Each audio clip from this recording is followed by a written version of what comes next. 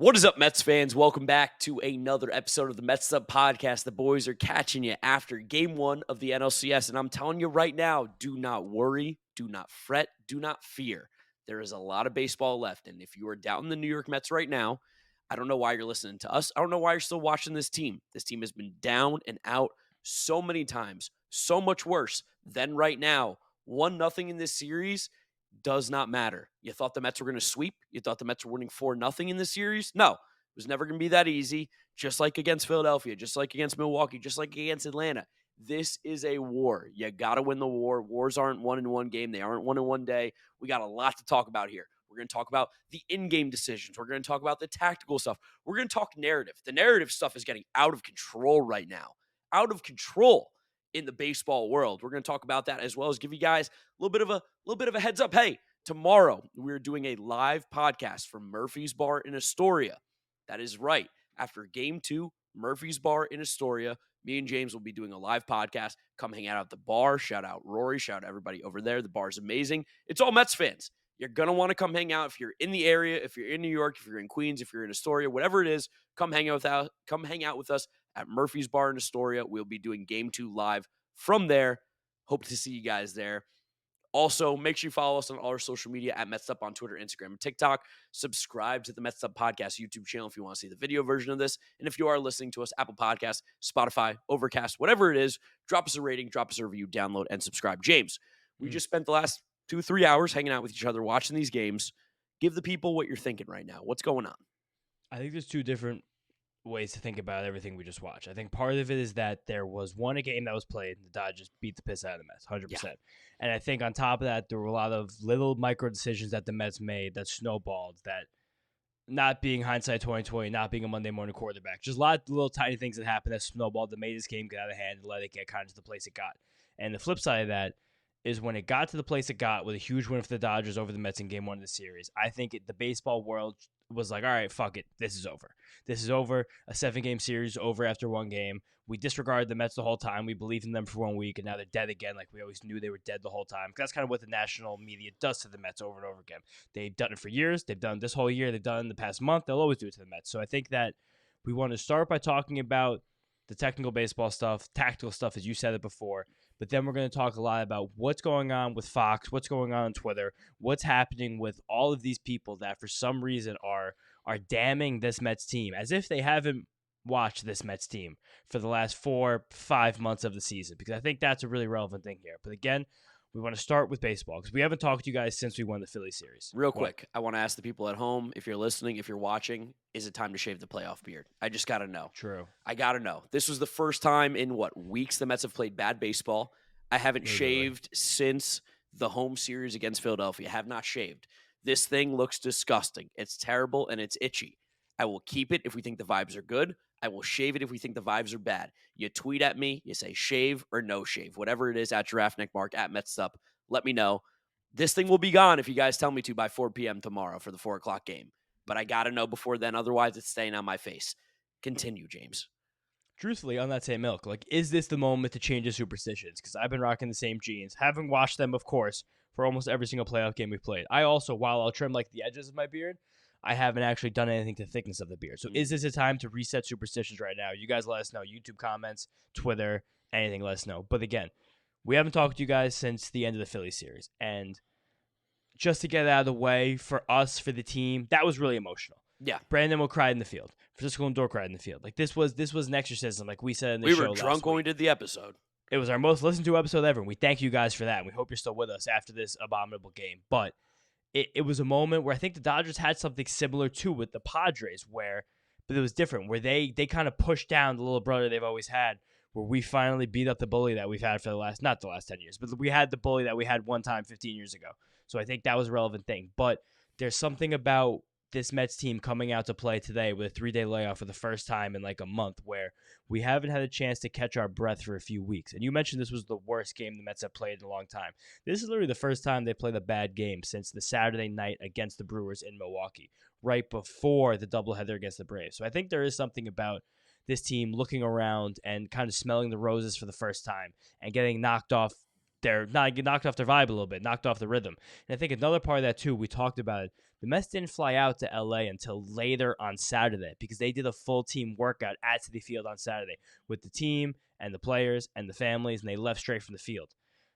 That seems like a little late to leave for a West Coast trip, especially when you didn't know exactly who you were playing against until late Friday night, but you knew within a 70-mile radius vicinity of where you were going to be playing.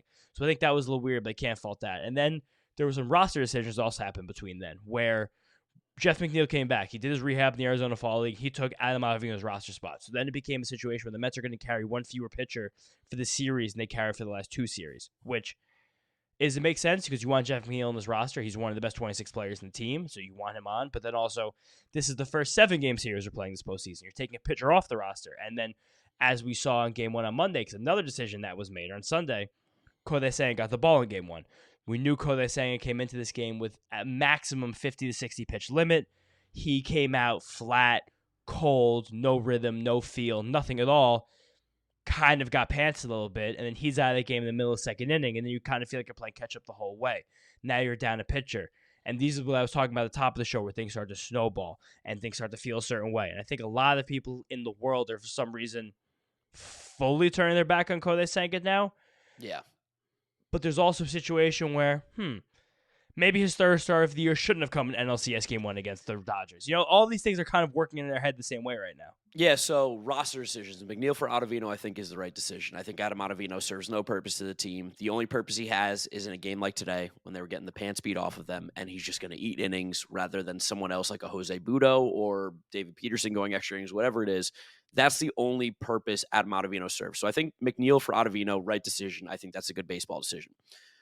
The decision to start Kodai Senga, I'm going to say this too. I don't think it was the wrong decision. I think because now what we've seen what happened, it's easy to say you shouldn't have started Kodai Senga Game 1.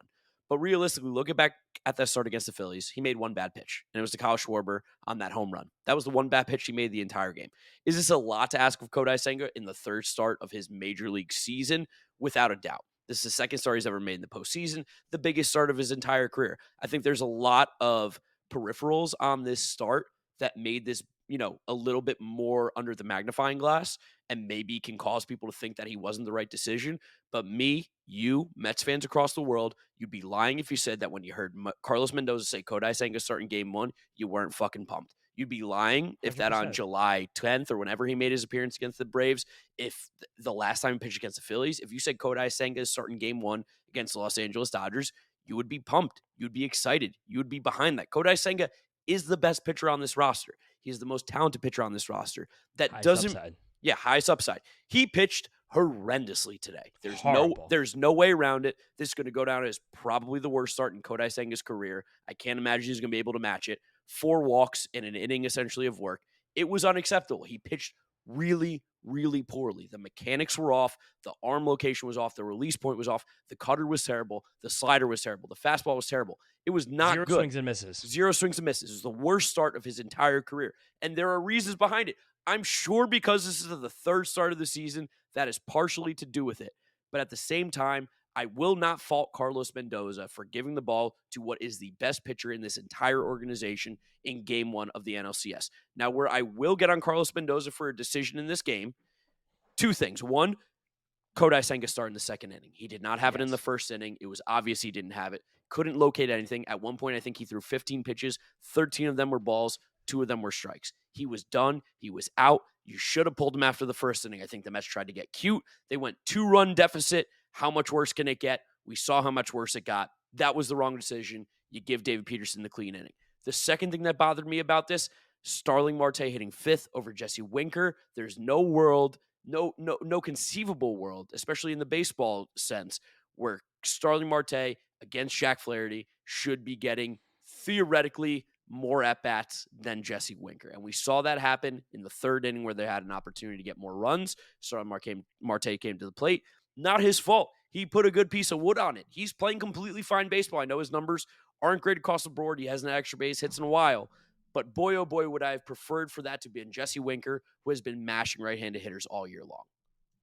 Yeah, and again, we're getting very technical right now because we want to keep this baseball to start right now. We're going to give you guys a lot of baseball. And I do think that I texted you about this when it happened.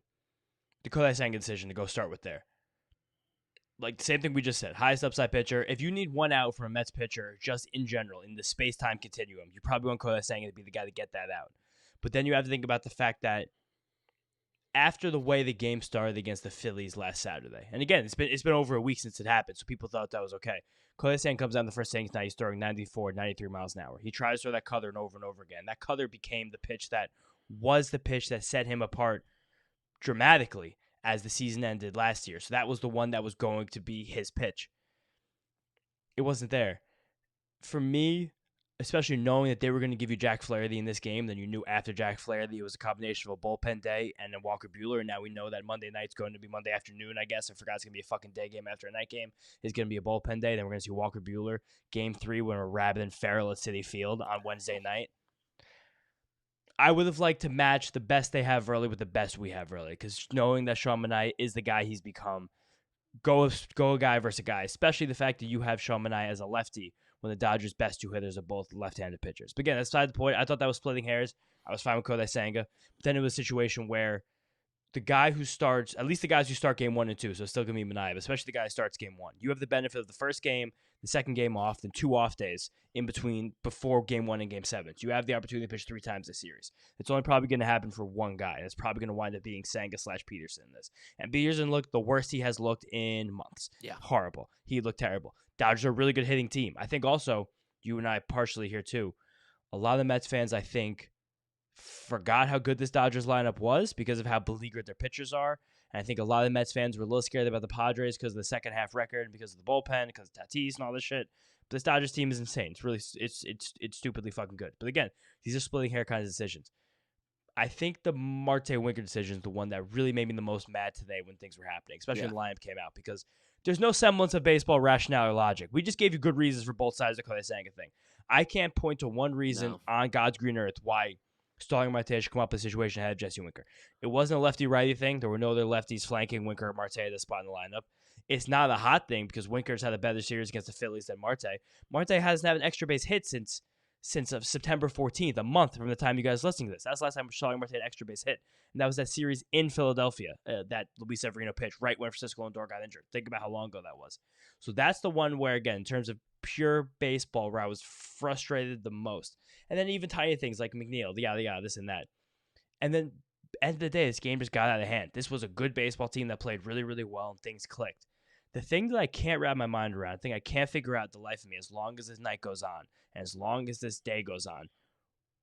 Before I tell you guys that, though, gonna hit you with a quick ad. You're a real son of a bitch for that. Cliffhanger for the people, but I saw the clock run, and we were just going to talk for the next 45 minutes, and nothing was actually going to happen. We had to do. It's fine. I can't figure out why the whole fucking world just quit in the Mets in 1 second. Dude, this is what I'm saying. In 1 second. This is in 1 second. It's over. People think it's over. I will say this. Shout out Murphy's Bar in Astoria. The people there, the vibes were still very good in this game, even when we were down 6, 7, whatever runs. When we had that late rally in the 7th, 8th inning, where we had the opportunity to, like, we had 2 men on, chance for making a 3-run game. Like, the bar was still vibing. So I don't think this is even a Mets fan thing. I don't know. What's Twitter looked like for you, James, with the Mets fan? I haven't really been able to see too much.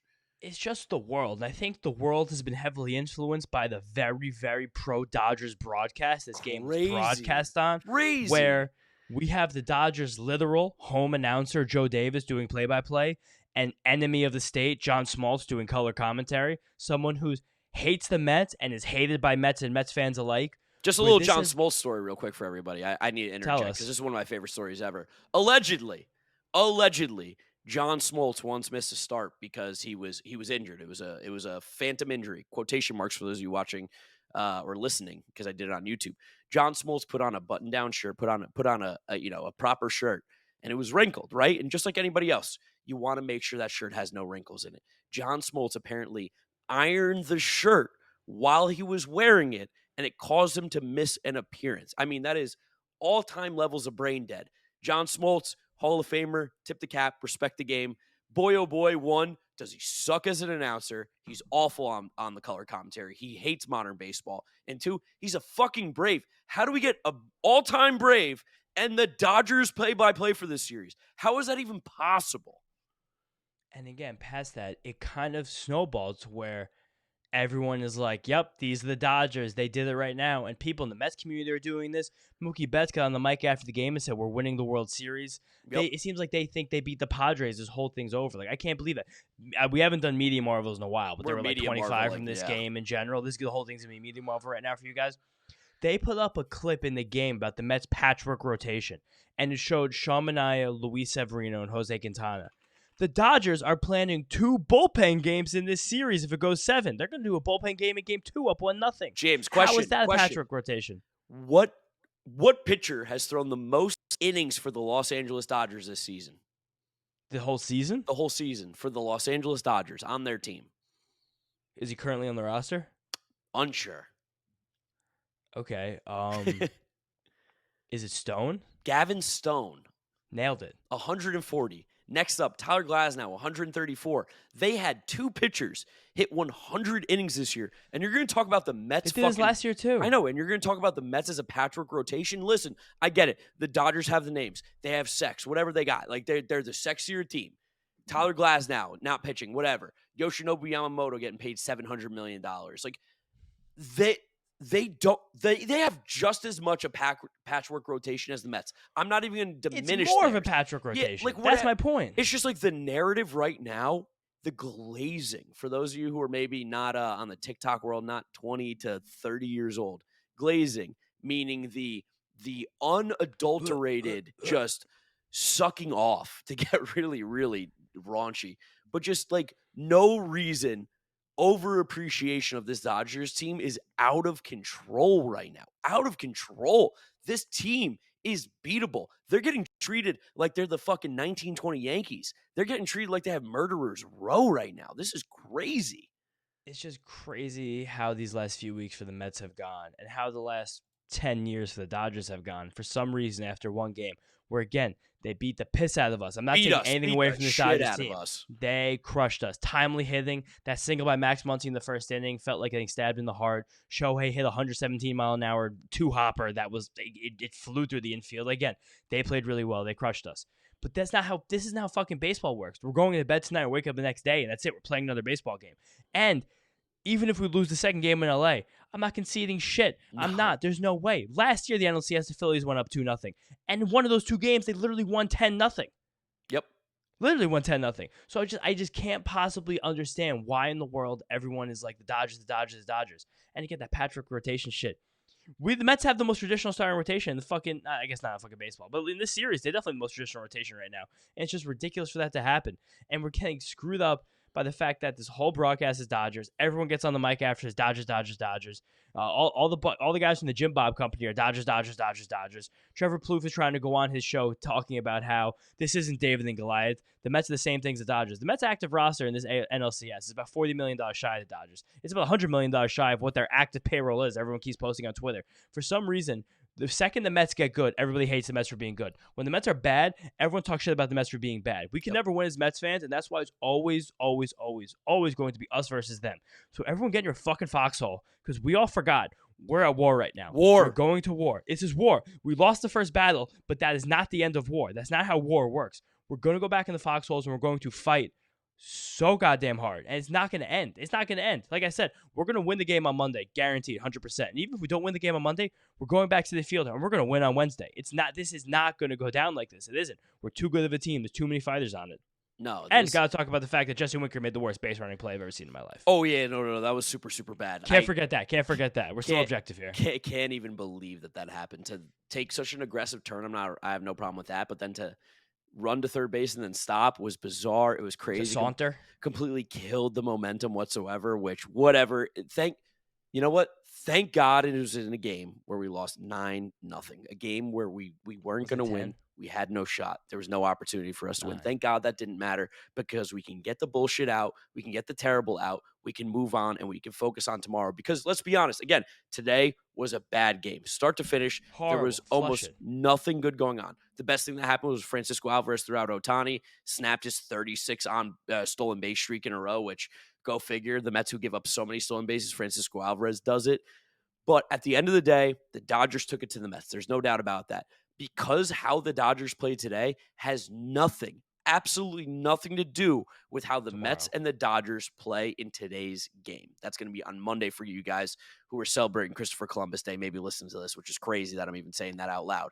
But Fuck Christopher Columbus. I mean, again, the discourse that's going on, and I genuinely do think Mets fans, for the most part, are okay. I feel like from what Me I've too. seen, most Mets fans are like, it's a game. We will get back. I wish we won this one. I think both me and you agree. I wish we got out to an early lead in this series because that would be an advantage. But at the same time, it's game one. If you thought the Mets were going to sweep the Dodgers 4-0, you were out of your fucking mind. The Dodgers are the best team in baseball. You look at them on paper, you look at them on payroll, you look at everything that is said. The Dodgers are the best team in baseball. If you want to beat them, you have to be better. We have been better at times this year. We've been better in this postseason. We have beat them. I'm sick and tired about hearing this Dodgers fucking scoreless streak. I don't care. Guess what? When we knock the Dodgers out of the NLCS, like we're inevitably going to, they can hang that fucking banner like they do for all their other loser fucking seasons where they win the NL West and do absolutely nothing besides the COVID year, which was a 60-game sample. By the way, no one gives a fuck. That's a stupid fucking season.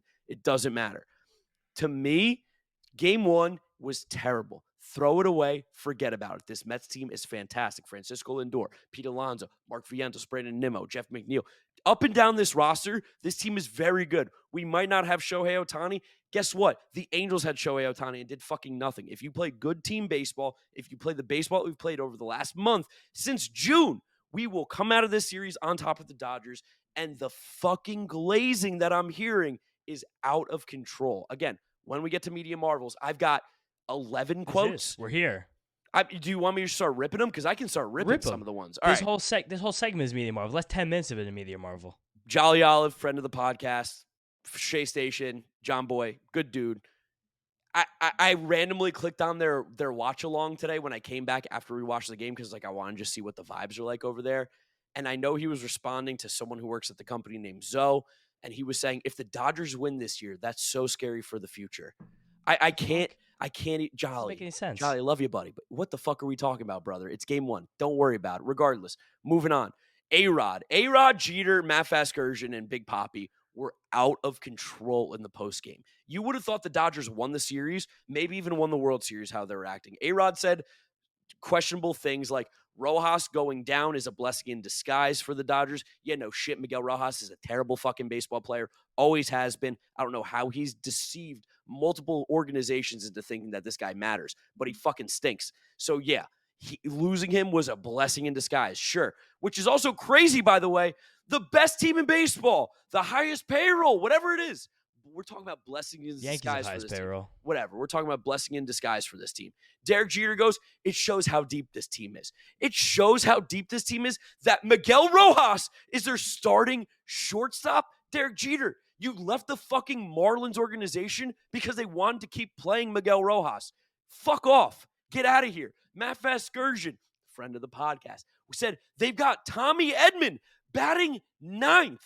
That was one of his ways to show how deep this team is. Tommy Edman has the same fucking OPS as basically Tyrone Taylor and Harrison Bader this year. A 711 OPS with 6 home runs. He's fucking nothing. His OPS, his on base is under 300 on the year. 300. There's more. A-Rod, because he's a fucking dumbass. It's insane what this guy says. They scored 9 runs with no home runs. The guy who fucking took steroids, put needles in his fucking asshole so that he could hit more home runs. That's not where they went. Whatever, wherever they went, so he could hit more home runs. Talking about how great it was that they scored runs without hitting home runs. They Mets'd us tonight. There's no doubt about it. They were singles. They were playing good baseball. They got on base, whatever. But for A-Rod to say that's fucking rich. Max Muncy talking about how their plan was to get Kodai Senga to throw up in the zone. He doesn't do anything. He just fucking missed. He wasn't pitching well. It wasn't like the Dodgers caused him to do that. And then Jeter, the icing on the cake here. Unfortunately for the Mets, it's an early game tomorrow. So help me God, if they win tomorrow, I'm going to come at Derek Jeter all over social media. I'm going to go fucking crazy. And I expect all of you to. Why? I'm going to come at him. Why are we counting out this team already? I don't understand. It's crazy. Can I tell you something crazy about this game? Hit me. So this is from Jessica D. Brand on Twitter, friend of the pod. This is the 5th time ever in baseball postseason history that a team in game 1 had a shutout and they score at least 9 runs. You know this team's record in the series? You got 0-4. 0-4. Fuck yeah, baby. Let's go. It's insane. But this is the whole It's thing. game one. It's game one. This is a 7-game series. You have to win 4 before the other team. The Dodgers now have to win 3 before the Mets win 4. I mean, we've been here before. We've done it before. We can do it again. I don't think I'm necessarily talking to the Mets fans here because I do think people still have faith and I think still people believe. But the fact that the national media, the fact that the idiots on Twitter, the fact that Jim Bob and whatever fucking news outlet wants to claim this, that, and the other thing, I can't wrap my head around giving up on this Mets team. This team has been the best team in baseball since June. This team was 20 games below 500 at one point this year. This team was 17 and a half games out of the National League East at one point. We just took that team down. We took the Brewers down, who ran the fucking National League Central all year long. We knocked down the Braves. Why would this one game be any different than what's happened all year long? You lose fucking baseball games. The best teams lose 40% of the time. You are supposed to lose a game in this series. They lost one now. Wake up tomorrow. Play good baseball. I've got all the faith in this team. And I think if you don't, you're not a real fucking Mets fan. No, unwavering faith still in this team. And again, I said before, I didn't say this before. When you play this 2-3-2 series, you got to split the first 2 games. You have to. You split the first 2 games, you spin the whole thing.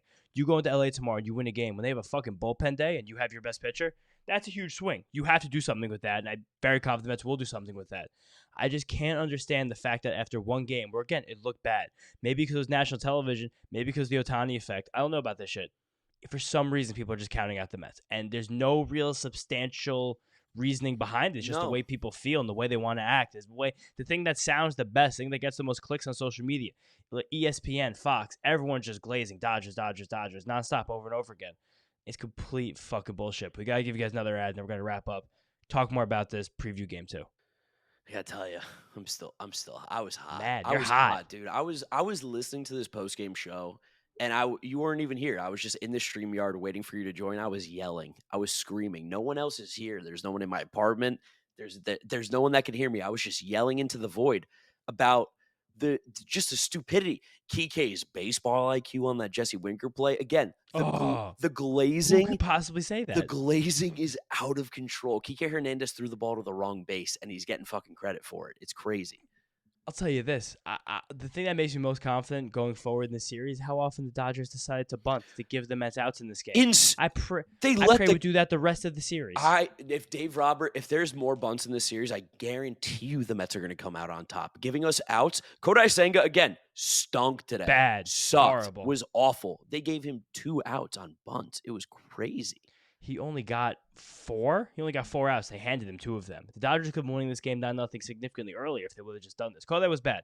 And I think that's the big story of this game, is that Kodai just wasn't there for this game. And it does reevaluate what we do moving forward in the series, because this series he's going to get a chance to pitch again, and now you have to think about what do you do.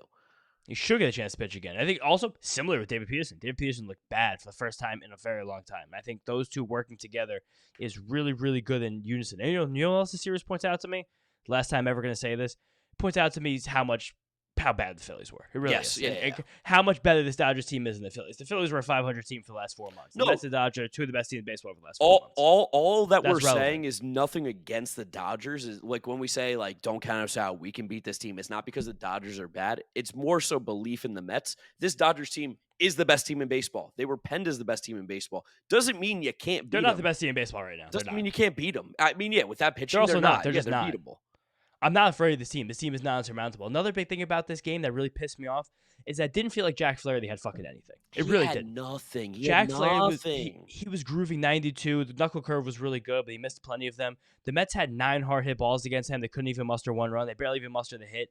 There were a lot of situations where the Mets had real run scoring opportunities. And they got goodwill in the ball against Jack Flaherty, and it just didn't click. But sprinkled in with some really bad at bats by Vientos and Nimmo. They took some horrible at bats. Both some bad. The lights are bright. This is further than every single player in this Mets lineup, besides Francisco Lindor's, ever been in a playoff series. And JD Martinez, who wasn't in the lineup. The lights are bright. And this Dodgers team, as much as they choke in the playoffs every year, at least they've been there every year. So they at least have experienced these kind of situations. And they just played like the Mets, a very emotional series. But they were home on Friday, got to play an emotional series, sleep in their beds, be with their families, and wake up 2 days later and play another game, business as usual. They kind of have a continuation of where they were. And you could feel that continuation because they have this crazy 33-inning scoreless streak right now, one off the Major League Baseball postseason record. And good. I fucking hope the Dodgers get that record. Take that record from us. Hang that banner forever, like you said. This isn't... There's ways to lose a game where you're like, oh my God, we're fucked. And this very clearly wasn't that. It just wasn't. And I can't. Maybe you guys are going to be pissed that we're being so confident, but I can't help but be confident right now. No, I think it's probably going to annoy some people. I told you when we were leaving the bar today at Murphy's, I was like, I'm going to piss some people off tonight because today's game has had no impact about how I feel about this series. I still think the Mets are very capable. I still think the Mets will come out on top. I've got faith in this team. They've been down so many times and they've stepped up. What does it matter if you lose 9-0 or 6-0 or 2-0 or 5-2 or 3-2 today? Does it matter? You still lost. You're still down 1-0 in the series. The whole narrative nonsense about the Dodgers coming out and smoking the Mets and doing this and doing that against their ace, it's nonsense. As much as my favorite guy that we mentioned today, this isn't our ace right now. This isn't our ace. It's not true. Dude, I'm gonna say like I was getting a lot of shit from, again, Jim Bob's favorite guy, former pro who has the same amount of plate appearances in the postseason as me and you, Trevor Plouffe, talking about how the Mets players don't care about Bryce Harper doing the celebration, don't care about this. They don't care whether they lost 9-0 or they lost 2-1 or 3-1 today. Their job is to go out and win baseball games, and because they lost 9-0 today does not impact their ability to get the job done tomorrow. Does not impact the ability to get the job done on Tuesday, Wednesday, Thursday. This series is long. It is going to be a battle, is going to be a war, and I fully expect this team to wake up tomorrow and be ready to fucking ball out against this Dodgers team. You have a bullpen game tomorrow. You have an opportunity to tie this series up. They're going to be aggressive. They're going to be hungry. They're going to go for the kill. And I really do feel good about this team. I haven't, this game sucked. Really hasn't changed my opinion on the series at all. Two things there. One, the national media is always going to do this. Like of course. This is how it's always going to fucking work. They're going to pile on the Mets, because the only thing they know how to do. It always gets clicks what you do. And also part of this with this bullpen game thing tomorrow. Dodgers bullpen's awesome. It really is. It is. It truly is. One chunk is missing out of it because Alex Vesey is not on their roster, so we're definitely going to see Mets legend Anthony Banda. That's going to be pretty funny to see Anthony Banda being good as a lefty and getting really critical outs. But another thing about this Dodgers team in a bullpen game, they aren't afraid to throw their good bullpen guys quickly.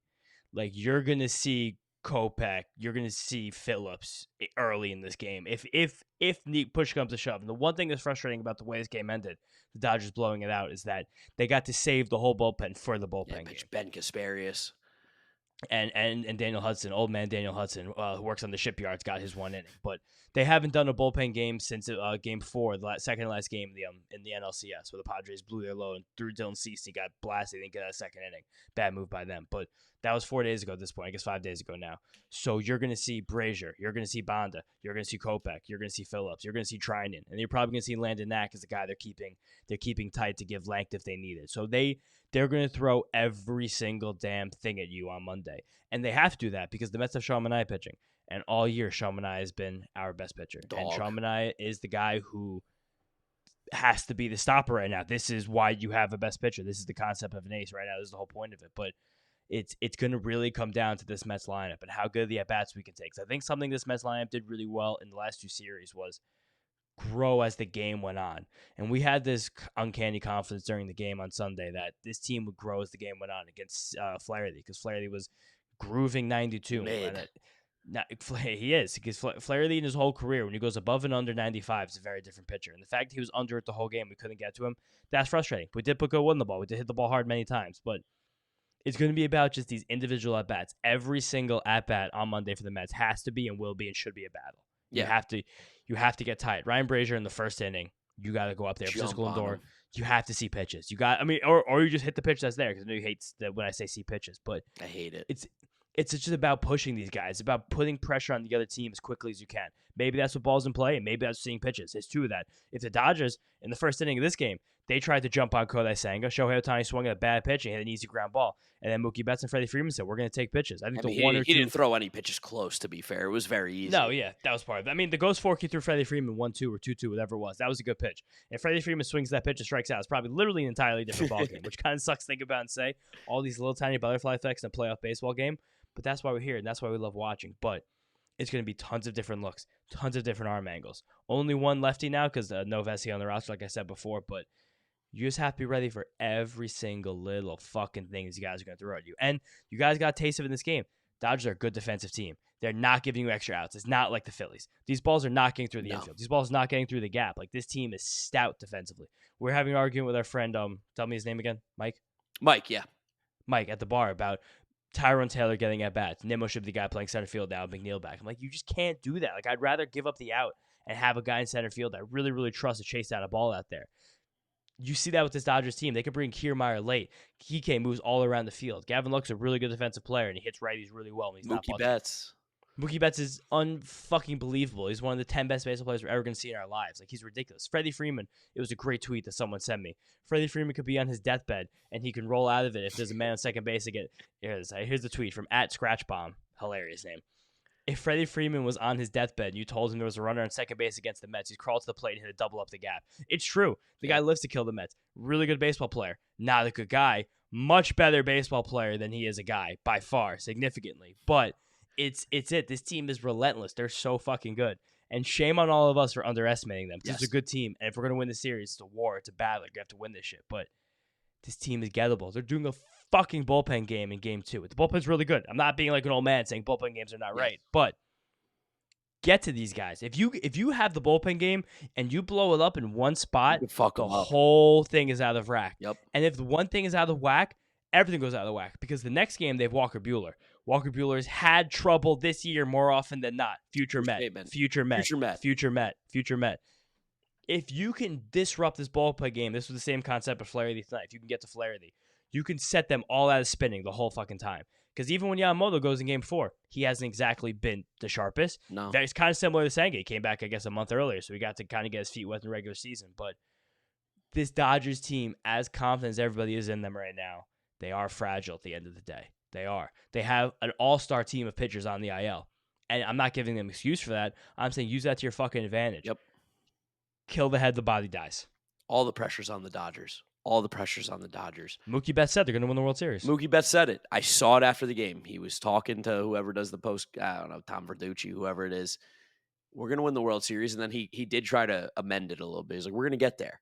And I was like, okay, Mookie Betts, we see you. You're calling your shot. I respect it. As a man who likes a little bit of confidence, I respect it from the Dodgers side. I hope that everybody in our locker room saw that. Hope so. And is aware of that, of what they're saying and how they're acting after this one game. I mean, if you saw Max Muncy chumming it up with Big Papi and A-Rod and Derek Jeter, I think that's bulletin board material how they were acting after this game, and it's nothing against. They acted Dodgers. Like it was a clinch. They acted like it was a clincher. They acted like it was a clincher, and it's nothing against the Dodgers. Again, they fucking beat the pants off of us. They should be having a good time, but the work's not done. Job's not done. How many times have we said it about the Mets when we thought we were feeling good? Job's not close to finish. It hasn't been close to finish. The Mets, you still have 8 wins to go before you can actually do what you actually set out to do, which is everything that everyone always sets out to do. That's it. Yep. Job's not finished. Job's not finished. Hopefully they come out today when you guys are listening and they can beat the pants off the Dodgers and we can look like geniuses on this podcast. And if not, you'll hear about our opinion tomorrow. Again, we will be live at Murphy's Bar in Astoria. Make sure you guys come through if you're in the area. If you're able to, come say what's up. We're going to have a little area. We're going to be having a good time during the game. Again, if you guys have off for Columbus Day, Indigenous Peoples Day, fuck Christopher Columbus, genocidal slave trader. But we're going to be around 4 o'clock. If you guys get off work at 5, come at 5. Watch the last 5 innings with us. Like, we'll be around there hanging out. Yeah, Murphy's Bar out in Astoria. Come say what's up to us. And if not, you will be able to listen to this and watch us on YouTube and all the Spotify audio places that you ever normally do. So we appreciate all of you guys. It's been a long season. Hopefully we have a lot more episodes left for you. We're definitely going to be ripping a few more in this series without a doubt. So make sure you follow us on everywhere on social media at Mets'd on Twitter, Instagram, and TikTok. Subscribe to the Mets'd Podcast YouTube channel to see the video version of this, and Apple, Spotify, Google, Overcast, ratings, reviews, download, and subscribe. Again, our last episode, probably the most viewed, listened to ever. By a lot. They crushed. Appreciate you guys. You've been amazing. Really, at the end of the day, can't do this without you guys. So thank you guys so much. Follow James on Twitter at James_Shiano. I'm Giraffe Neck Mark with a C. Kill. I haven't said it enough. You know what? I didn't say kill today. Hand up. And I had the wrong shoes on. Didn't wear the right shoes today. And the wrong jeans. No, I had the right jeans. Okay. Jeans were right. I've washed them, but they were being washed during the Philly series too. Got the right jeans on, got to get the right shoes on. Maybe I got to get the right jersey on too. We're on the road, throw on a gray jersey for us. Who knows? We'll see how we're feeling tomorrow. Thank you guys so much. We will catch you after game 2. Kill, kill, kill. Kill. Let's fucking go, Mets. See you guys tomorrow.